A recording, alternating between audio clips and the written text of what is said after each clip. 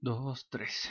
Triángulos oblicuángulos. Es decir, hemos analizado y resuelto triángulos rectángulos, pero existen situaciones en las que se describen triángulos que no son rectángulos, es decir, triángulos oblicuángulos. Por ejemplo, un triángulo equilátero,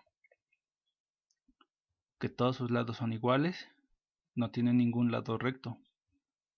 Un triángulo o coángulo, que todos sus ángulos son agudos. Un triángulo isósceles, donde todos sus ángulos, un triángulo isósceles, donde dos de sus lados son iguales, y un triángulo escaleno, donde ninguno de sus lados son iguales. También está el triángulo oblicuángulo, donde tiene al menos uno de sus lados, el que tiene al menos uno de sus ángulos, un ángulo obtuso. Entonces, para resolver estos triángulos que no son rectángulos, ocuparemos la ley de senos, que dice: los lados de los triángulos son proporcionales a los senos de los ángulos opuestos. Es decir, A sobre el seno de A tiene que ser igual a la longitud del lado B sobre el seno del ángulo B, que tiene que ser igual a la longitud del lado C sobre el seno del ángulo C. Tenemos las siguientes igualdades, donde podemos ocupar la que sea más conveniente en cada caso, comparando el vértice A con el vértice B, el vértice B con el vértice C, el vértice A con el vértice C. Aquí es necesario que sepamos tres de los casos, o dos lados y un ángulo, dos ángulos y un lado, porque si no sabemos completamente uno de estos términos, no se puede resolver nada. Entonces vamos a hacer ejemplos. Ejemplo 1. Hallar las medidas faltantes para el triángulo si sabemos que el lado A mide 41 y el ángulo B mide 27.83, 8333, y el ángulo C mide 51 grados. Entonces, sabemos que los ángulos internos de un triángulo tienen que medir 180. Por lo tanto, 180 es igual al ángulo A más el ángulo B más el ángulo C. Pero sabemos cuánto mide el ángulo A, sabemos cuánto mide el ángulo B y el ángulo C. Por lo tanto, despejando el ángulo A, obtenemos que A es igual a 180 menos 27.8333 grados menos 51 grados. Esto es igual que A tiene que medir 101.1667 grados. Ahora falta calcular el valor de los lados faltantes. Aplicamos la ley de los senos. Para encontrar el valor de B, ocuparemos la igualdad A sobre el seno de A es igual a B sobre el seno de B. Despejamos a B.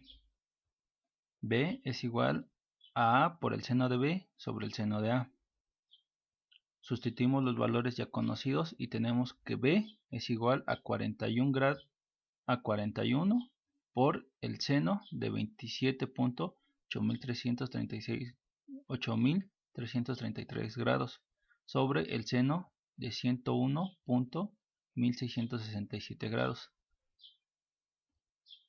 Entonces, ocupando calculadora, vamos a despejar. Ocupando la calculadora, vamos a encontrar los valores de estos senos en específico.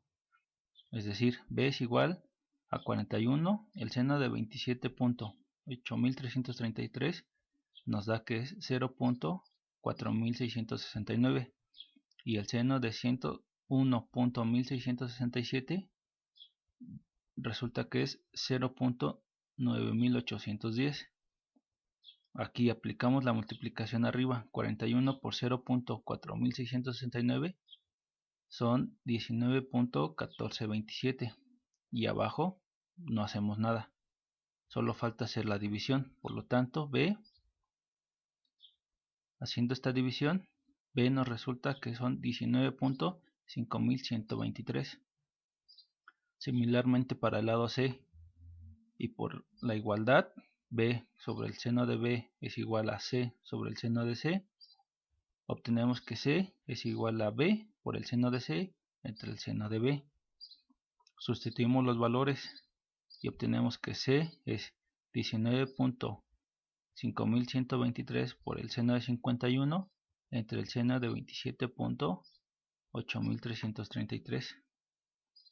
Igual, haciendo los valores con calculadora, obtenemos que es 19.5123 por 0.7771 entre 0.4669. Haciendo la multiplicación de arriba obtenemos que es 15.1639 sobre 0.4669. Y haciendo esta última división obtenemos que C es 32.4777. Entonces esos son los valores que nos hacían falta. Ejemplo 2. Si se tiene el triángulo con lados A de 10 y B de 8 y el ángulo B mide 30 grados, determinaremos cuánto mide el lado C, el ángulo en A y el ángulo en C. Caso 1.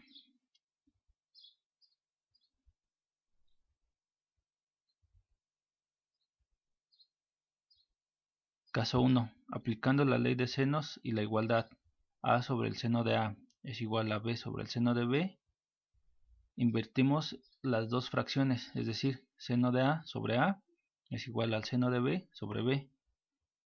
Y despejando, obtenemos que el seno de A es igual a A sobre el seno de B.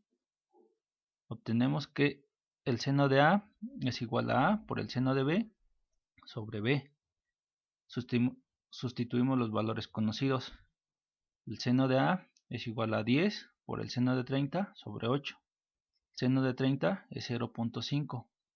Por lo tanto obtenemos 10 por 0.5 entre 8 es igual a 5 entre 8, que es igual a 0.625.